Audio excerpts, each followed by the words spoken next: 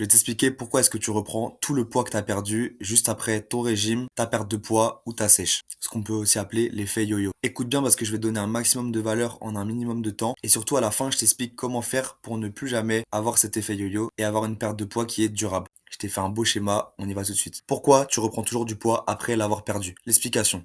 En fait, ce que tout le monde fait, c'est on débute une perte de poids. On va faire un déficit calorique. On brûle plus de calories que l'on en mange, ok? Ça, c'est la base pour perdre du poids. Donc, la réaction logique, c'est je vais faire plus de cardio, plus de pas, je vais bouger plus et je vais faire un régime. Je vais manger moins ou je vais carrément sauter un repas. Souvent, on a beaucoup de frustration parce qu'on s'empêche de manger les choses qu'on aime. On s'empêche de manger assez parce qu'on sait que si on mange moins, on va perdre du poids parce que ça va créer un déficit. Donc, c'est très dur à tenir que ce soit physiquement ou mentalement. Mais pour ceux qui vont au bout, on va quand même perdre du poids, ok? Par contre, à la fin, forcément, on va se retrouver à un blocage à un moment donné où on ne va plus perdre de poids parce que le métabolisme a ralenti. Pour toute perte de poids, ça se passe comme ça. Mais souvent, ça va se passer assez rapidement pour ce genre de perte de poids. Donc, on a réussi à perdre du poids. Là-dessus, il n'y a pas de problème. Souvent, c'est même très rapide. Par contre, on a perdu et du gras et du muscle parce que c'était trop rapide et que notre corps est allé chercher l'énergie manquante dans les réserves de graisse et les réserves sous forme de muscles. Et surtout, souvent on a peu de contraintes sur les muscles, notamment dû à du renforcement musculaire ou de la musculation, parce que par exemple on fait que du cardio. Ce schéma il te montre un petit peu comment ça se passe.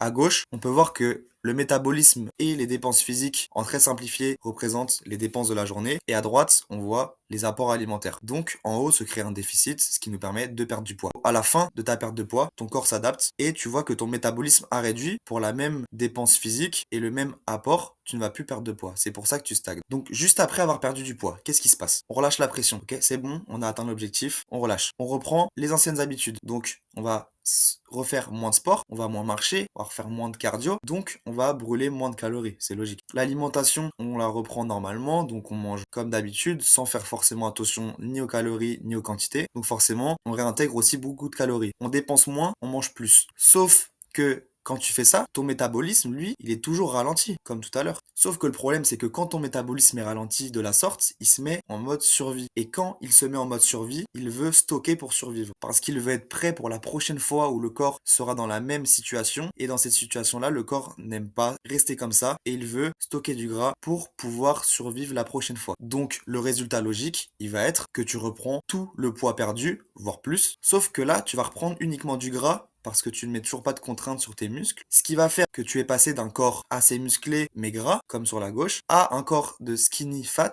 donc tu as perdu du gras et des muscles, comme on a dit. Et là, tu vas reprendre, mais que du gras, donc tu vas être juste gras et moins musclé qu'avant même ta perte de poids, et même des fois encore plus gras. Alors que nous, ce qu'on voudrait, c'est de passer de gras et un minimum musclé, ou pas, à musclé et sec, donc sans gras, mais en gardant le muscle, et même en le développant. Pour ça, évidemment, je vais te donner la solution. Donc maintenant, tu vas me dire comment est-ce que je peux faire pour faire les choses bien, de la bonne façon, pour perdre uniquement le gras et optimiser le muscle, voire prendre du muscle. Donc écoute-moi bien parce que là, c'est vraiment ce qu'il faut faire.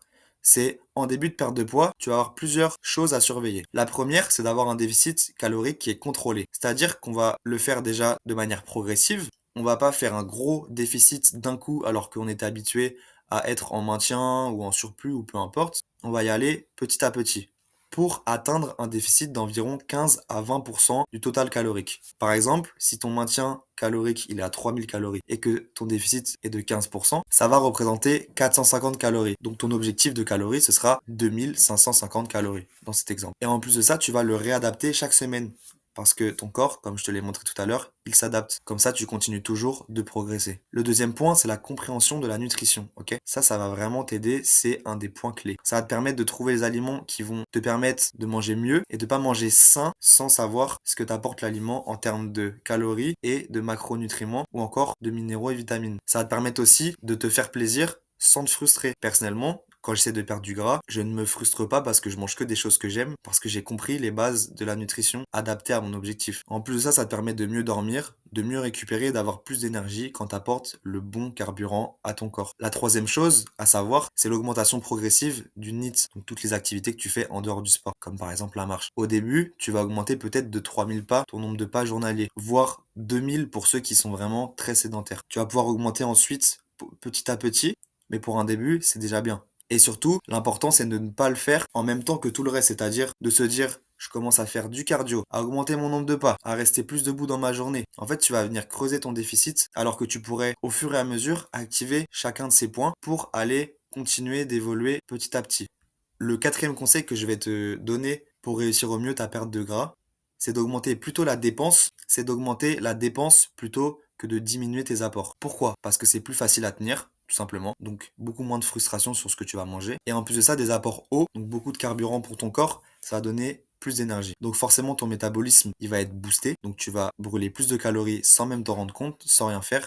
Et tous les points que je viens de te citer te permettent de faire une perte de poids durable et sur le long terme. Et surtout contrôlée et tu ne vas pas reprendre tout ton poids juste derrière. Là, je t'ai fait un schéma pour que tu comprennes. Donc ça, c'est ce que la plupart des personnes font. Ils ont un total calorique qui est bas, c'est-à-dire là, j'ai mis 2000 calories par exemple. Enfin, c'est bas pour quelqu'un comme moi. Après, ça dépend le poids, la taille, le sexe, etc. Donc, ils vont commencer comme ça, en baissant le nombre de calories qu'ils mangent, en faisant un déficit incontrôlé, donc de 30 à 50% parfois. Et ça va mener à un corps fatigué, un sommeil perturbé, des pulsions de sucre et de gras, et tu n'auras pas d'énergie à la salle. Et à la fin de ta perte de poids, tu vas finir à un total calorique qui est très bas, ce qui va faire que ton métabolisme il va être hyper freiné. Et en plus de ça, tu auras aucune énergie, ce sera hyper dur à tenir. Et c'est pour ça que tu recraques à la fin. Alors que si tu as un maintien qui est haut, par exemple là j'ai abusé, j'ai mis au-dessus de 3000 calories, mais par exemple moi c'est mon cas, et que tu as un déficit qui est contrôlé, donc 15 à 20%, ça va faire que ton corps a plein d'énergie parce que tu donnes plein de carburant, tu as une production hormonale qui va être normale, voire boostée, ton sommeil va être beaucoup mieux, beaucoup plus récupérateur, et tu as pas ou aucune pulsion alimentaire parce que tu te fais déjà plaisir. Et pourtant, tu es en déficit calorique, donc tu perds du gras. Et à la fin de ta perte de poids, tu seras en maintien haut. Là, je l'ai mis un petit peu haut, mais tu as compris l'idée. Et donc ton corps, il va pas être aussi fatigué que quand tu étais en maintien bas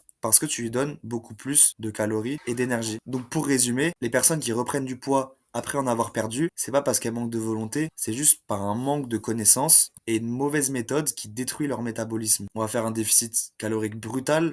Donc la perte de poids, elle est rapide. Au début, les résultats sont même spectaculaires. Puis rapidement, tu vas stagner et relâcher les efforts. Tout ça avec un métabolisme qui est ralenti, ce qui va faire que ton corps se met en mode survie et va reprendre tout derrière. Donc la vraie seule solution, c'est de perdre du gras sans ralentir ton métabolisme. On va pas supprimer de l'énergie, on va l'optimiser avec un déficit contrôlé donc de 15 à 20%, fait progressivement et ajusté chaque semaine. Tout ça en mangeant mieux, en mangeant pas des recettes healthy sans savoir ce qu'elles t'apportent, en te faisant plaisir mais en sachant ce que tu manges et en ne changeant pas tout en même temps mais en le faisant progressivement. Ça va en plus t'amener à créer des bonnes habitudes de vie et donc ta perte de gras sera long terme et en plus tu vas pouvoir prendre du muscle sans problème et avoir toute l'énergie disponible pour t'entraîner au mieux. Si tu veux que je t'aide à mettre tout ça en place, envoie-moi un message sur Instagram, j'ai mis le lien dans la description et on se prend un appel d'une heure offert pour faire le bilan, voir où tu en es et voir comment on peut t'aider. Posez-moi vos questions en commentaire et abonnez-vous pour le référencement. Bisous.